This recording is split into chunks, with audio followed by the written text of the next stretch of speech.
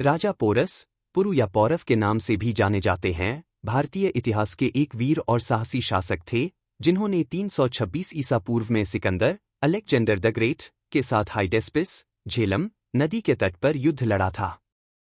उनकी कहानी न केवल उनके साहस और युद्ध कौशल के लिए प्रसिद्ध है, बल्कि उनके सम्मान और गरिमा के लिए भी याद की जाती है। पोरस पौरव साम्राज्य के शासक थे, जिसका क्षेत्र वर्तमान पंजाब, भारत और पाकिस्तान में झेलम और चिनाब नदियों के बीच फैला हुआ था। उनका साम्राज्य समृद्ध और शक्तिशाली था और वह अपनी विशाल सेना, विशेष रूप से युद्ध हाथियों के लिए प्रसिद्ध थे। पोरस एक कठोर और निष्ठावान शासक थे, जिन्हें उनकी प्रजा और सेना बहुत सम्मान देती थी।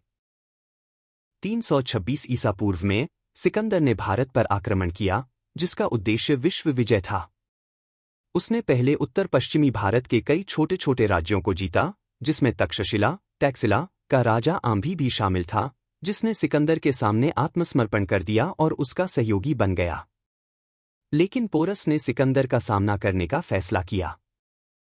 पोरस और सिकंदर के बीच प्रसिद्ध युद्ध झेलम नदी के तट पर हुआ, जिसे हाइडेस्पिस का युद्ध कहा जाता है। यह युद्ध कई मायनों में ऐतिहासिक था। पोरस की रणनीति और गलती। पोरस को अपनी सेना, विशेष रूप से युद्ध हाथियों पर बहुत भरोसा था। उनकी सेना में हजारों पैदल सैनिक, घुड़सवार, रथ और सैकड़ों युद्ध हाथी थे। लेकिन पोरस ने सिकंदर को झेलम नदी पार करने से रोकने की कोशिश नहीं की, जो उनकी रणनीतिक भूल मानी जाती थी।